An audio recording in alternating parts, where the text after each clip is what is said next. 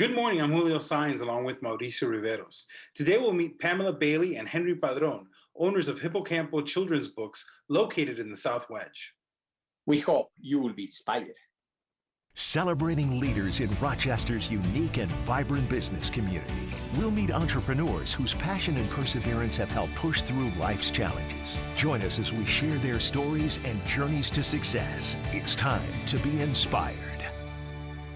Henry, thank you very much for being in Be Inspired, a show that we developed to interview people like you who are entrepreneurs, people who are investing in Rochester. So let's learn who is Henry Padron. Wow, thank you for having me. I'm excited and thrilled to be a part of this great idea. I'm a retired kindergarten dual language teacher. I taught in the Rochester City School District for 34 years. 26 of them were in the kindergarten bilingual classroom. And I was born in Brooklyn, New York, raised in the Bronx. My parents are from Puerto Rico, and I come from a background of community activism, arts and culture, education, and what have you.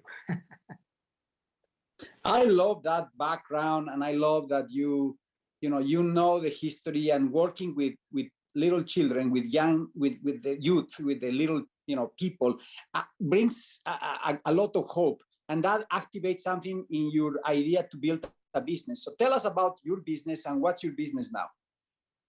Well, the business is a independent woman Latinx owned children's bookstore.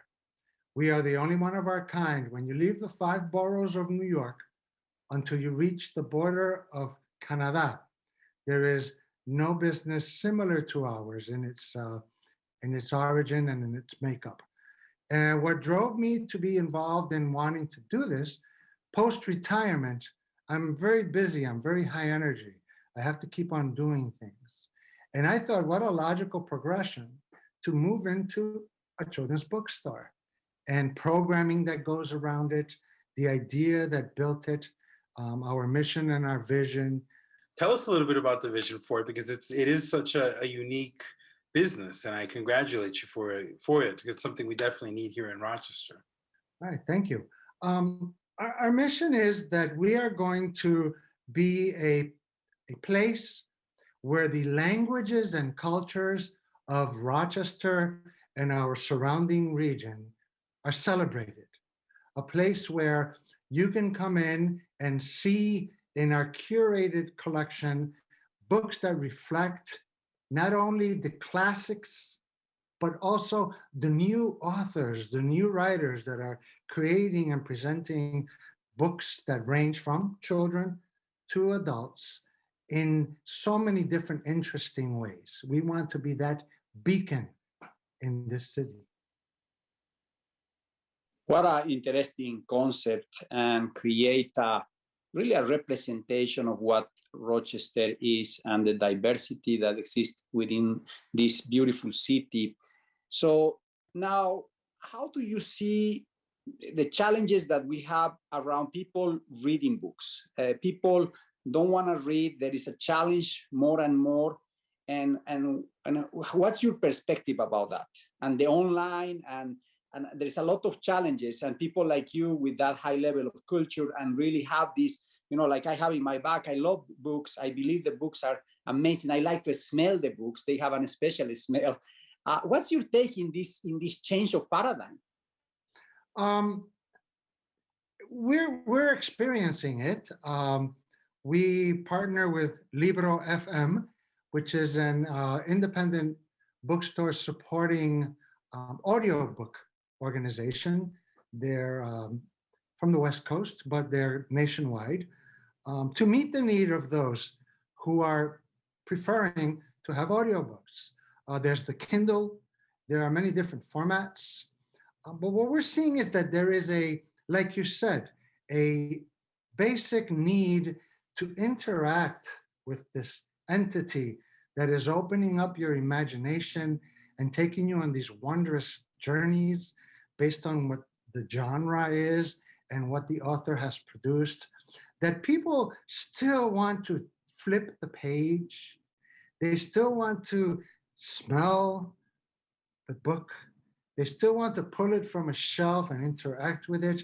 So whereas we're having shifts because of the technology that is being introduced, because we're still not to the point where we have maximized technology and how it will affect book reading.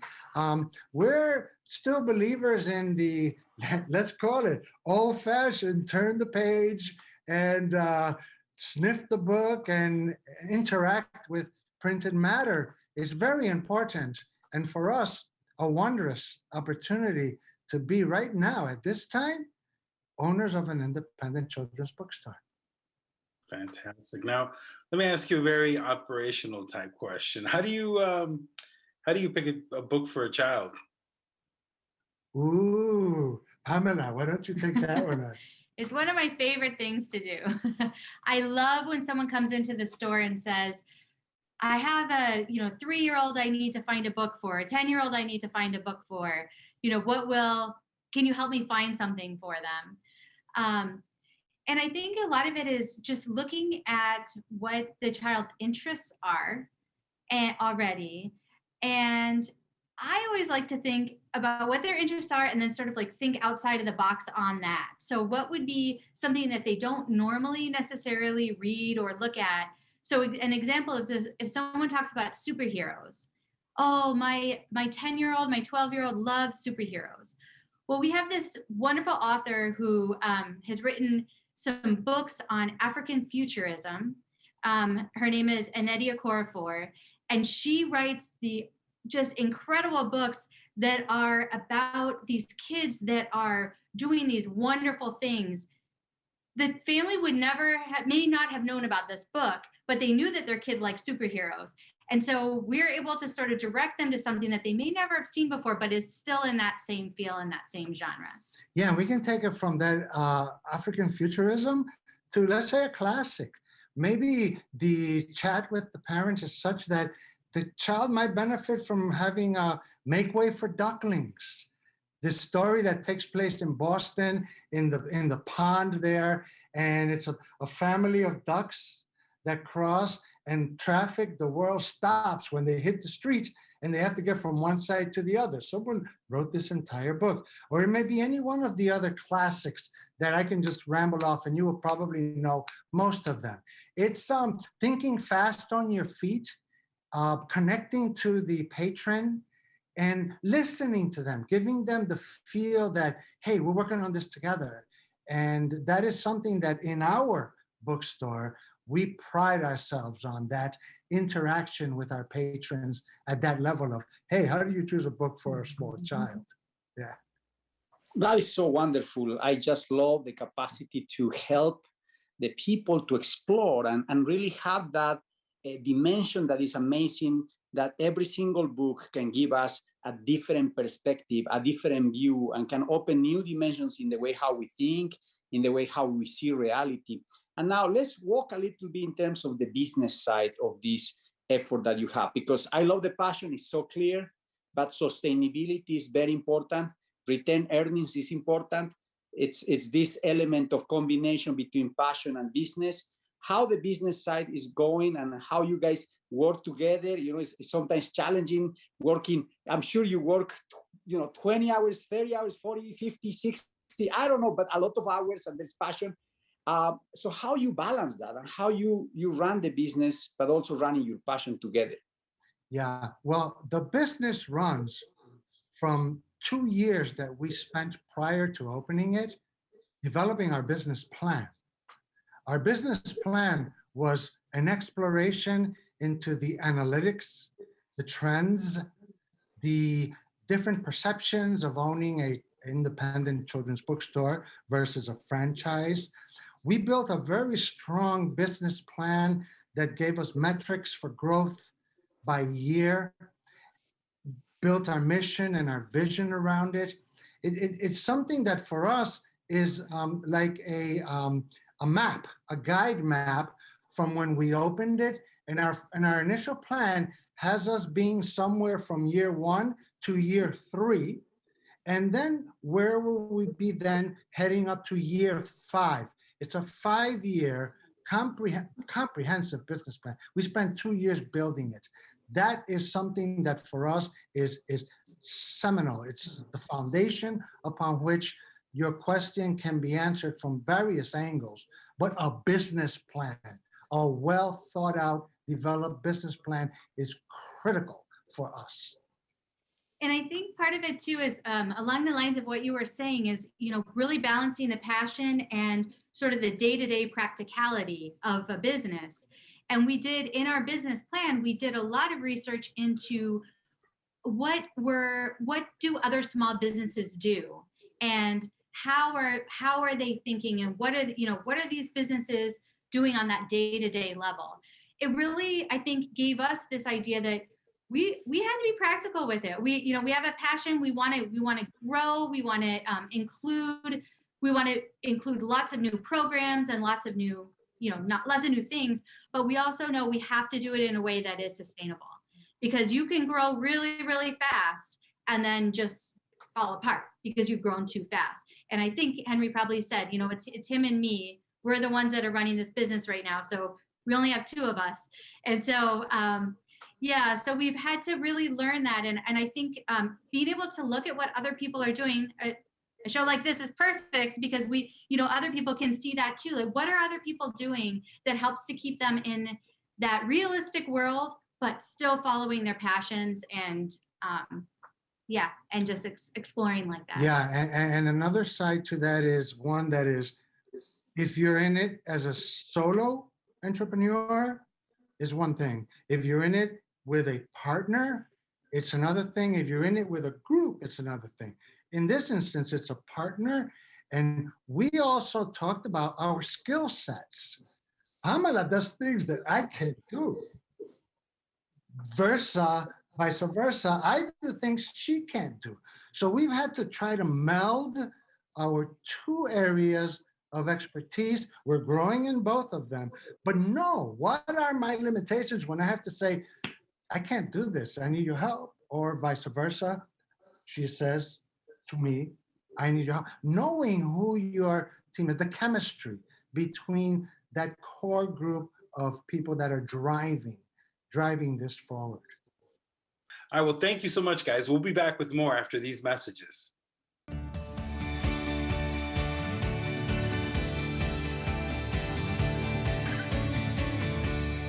Tell us, when was the moment that the spark appeared, that you decided, you know what, I'm going to open an independent children's bookstore?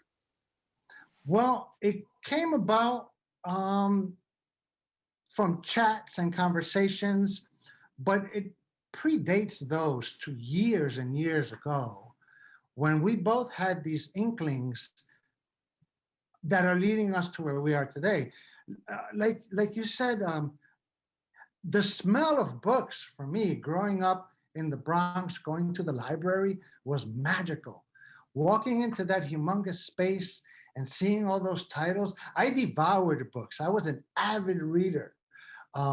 Couldn't stop the flow of wanting to read. And I read, what are today called the classics, Kon-Tiki, Call of the Wild, Lord of the Flies, Little Women, Little Men, boom, boom, boom, boom, boom. The Bible in church on Sundays was another piece of literature there. So for me, it goes way back. And now today, it manifests itself. I'm retired. We start talking. And Pamela can tell you a little bit about where she comes from and what we're doing. Well, yeah, for me, thinking about sort of the spark and even before we decided to do this store, I grew up with a family that just were avid readers. And so I always had literature around, which was great. But I also grew up in a family that we didn't have a lot of money. And as kids, if we wanted to do anything, we had to make our own money. So we were little entrepreneurs from the age that I can remember, selling pine cones back to people at their houses. I mean, it was terrible, the things that we would do. But one of the things that we did was start a little bookstore out of my garage. And we would go around the neighborhood, collect people's old books they didn't want anymore, and then sell them in our bookstore out of the garage. So I was about 12 years old when I had my first bookstore. and to me, I mean, I think that mixture between the love of stories, literature, and that entrepreneurial spark that has always been there for some reason, I don't really know why, has been there. And then when Henry and I started talking one day, we were talking about all sorts of different things: our love of books, our love of community, arts, Henry's passion for arts, theater, poetry. And we just realized that we could put all this together into one space that could do all of these things. Everything that we love could be all in this one space. Wow. You guys are so creative. I have to ask, where do you see this business in the future? As I said, first 3 years for us was establish homeostasis, have a balance, have something that is doing not extremely here, not extremely there. We're just floating. Years 3 to 5, we're going to be exploring some ideas to take us to another level. Something was just incredibly cool just happened to us. Rochester is celebrating this year the 15th annual Greater Rochester Teen Book Festival, an event that draws a couple of thousands of children, 26 authors offering workshops and Zoom learning virtually this year. We were just selected to be the bookseller for this event. We submitted, and from I think 4 or 5 groups around here of all sizes and what have you, we were, I mean, these are things that they don't just happen. There's a dynamic happening out there where the community is sensing that we're doing something that is unique and that is worthy and credible and valid and reliable. We can use all that terminology, but we were selected from among, I mean, some very big boxes that surround us. And we're going to be this year's bookseller. That's an indicator for us at year 2, that between now and year 3, then between years 3 and 5, where are we going to be? I can't tell you exactly where, but we are on a good trajectory to be doing something that is unique and important in this community. And just to add on very quickly to what Henry said is that you had asked a question before about, you know, how businesses could think during all this COVID time. And I think what you were just saying about community, I think that is key for everything that we do. We couldn't do any of the work that we do without the community. And not just because of buying power or whatever, but because the community has been intricately involved in every single step that we take, including book suggestions. When you walk into our bookstore, you could point around and you show different books, and I could tell you, oh, so-and-so recommended that one, so-and-so recommended that one. The books themselves have become a reflection of the community that has come into the store. So I think without the community support, we wouldn't be here. And I think when we think about a 5-year plan or a 10-year plan, in some ways, it's going to be reflecting upon what the community is actually asking from us, you know, and how we can work with the community. I just love it. I think what you guys have is a jeweler. It's beautiful. It's a combination of factors that align perfectly because you love what you do. You have an expertise. But most important, I see passion and I see perspective. I see a vibrant movement, and any business needs momentum. And that's what you are gaining. It's gaining a beautiful momentum, and it's so well done. So congratulations. It's refreshing. It's refreshing because sometimes we think in Rochester where nothing is happening, it's so cold, it's so bad, and everybody's complaining. It's a beautiful town. It's beautiful in many perspectives. And if you can invite people to go to your place, please, if you can give the address, invite everybody, because that should be an experience to go. I'm excited. I'm going to need to take my kids to go and have the experience with you guys because it's clear, something very unique. Thank you. Thank you so much. Yeah, we're at 630 South Avenue. 638. 638, sorry, 638 South Avenue. See, chemistry. We are at Hippocampo Children's Books at gmail.com or hippocampochildrensbook.com. Hippocampo, Hippocampo. The name has three meanings. Can I say them really quickly? Hippocampus, the part of the brain in English, memory, and what have you. Hippocampo, Poseidon's chariots were drawn by these seahorses.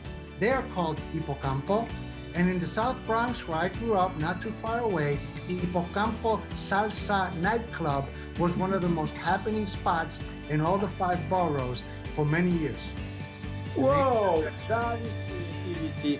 Pamela, Henry, thank you so much for being in Be Inspired today. I'm sure that we will have you in the future, seeing the amazing growth of your incredible organization. Thank you very much. Gracias. Thank you so much. Gracias.